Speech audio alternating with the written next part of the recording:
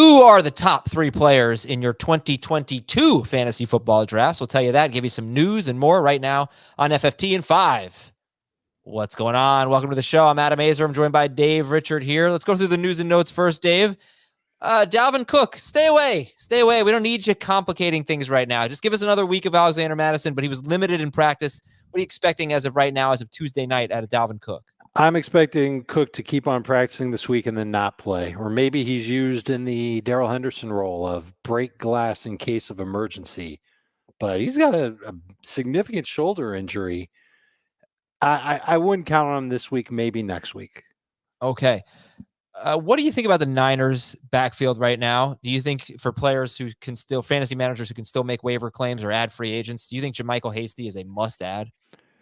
A must add? No, I'm not going to go that far. I think he's a worthwhile add because you want to wait and see what happens with Elijah Mitchell, who fell back into the concussion protocol. And everybody knows that Jeff Wilson's got a knee issue that's coming up.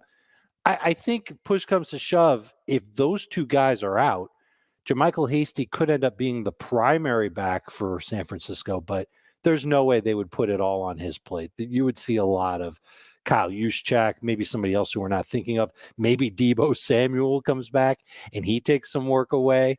He could be in line for 6 or 7 non-PPR fantasy points, bump that number up to 9 or 10 in full PPR. But I wouldn't say that he's a must-start or must-add type of running back. So a lot of people are wondering about the Rams backfield. And Darrell Henderson was available last week but didn't play.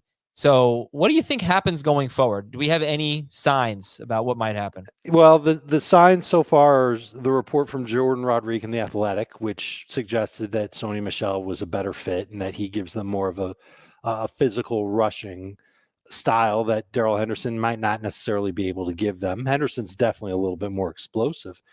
And you've also got this ambiguous quote from Sean McVay where he starts by talking about how good it was to get Sony Michel in a rhythm. And then he remembered that he has Darrell Henderson on his team and he mentions him. And then he closes the quote by talking about Sony getting involved. We haven't seen the Rams really commit to using 2 backs game after game after game. They've been a 1-back type of team. I think they're going to continue to do that. And I think they'll do that as long as Sony Michel gives them what they want in the run game. And they can afford to give Darrell Henderson a little bit more time to rest his body up. They're going to need Henderson at some point this year. Sony Michel can't stay healthy and be great for long periods of time. So they'll just keep going with 1 back. And then when that back gets hurt, the other back will come in. You're best off using or having both guys on your team. If you can't have both guys on your team and you only have Sony Michel, I'd be inclined to say that Sony can be a starter for you in week 14. So, Dave, who are your top 3 players for 2022? It's a slam dunk for me. The first 2 players are going to be Jonathan Taylor and Derrick Henry. And I definitely need to write the third name in pencil. I'm not ready to commit that spot to Joe Mixon or Austin Eckler. I just can't see myself giving them that notch. But I know what that pedigree is like for Najee Harris. And I think the Steelers will improve their offensive line this offseason. And they got to find another quarterback, too. I don't know if Roethlisberger's coming back. It sounds like he's not, based on reports from last Sunday.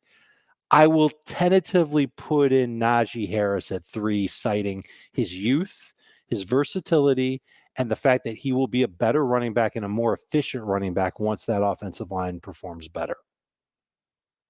I want to take Christian McCaffrey. I mean, haven't you learned your lesson?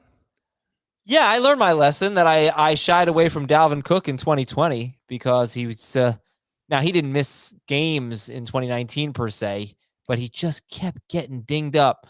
And I shied away worried about injury concerns. And when the guy's that good and he actually stays healthy, it pays off for you. So, because it's not like, oh, well, I don't have to take him 3rd. I'll get him 8th. Well, you only have 1 pick. So you have to take him there. You're not getting him.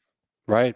And that's going to be the interesting topic is which running backs can fantasy managers trust to stay healthy for the majority of the season if they trust a running back with their 1st round pick at all. Eckler really feels pretty safe at this point, at least performance-wise. Sure. Eckler is a candidate. I think he's a candidate more for 4th or 5th rather than 3rd. Dalvin Cook is up there. Alvin Kamara, can't forget about him. Sure. But we got a lot of ball game left before 2022 drafts. We do. And I'll tell you what, there's a scenario where Tony Pollard could be my number 3 player. It's going to be tough. It's going to be really tough to see that happening with Zeke's salary guaranteed for next year. All right, we are out of here. We'll talk to you tomorrow on Fantasy Football Today in 5.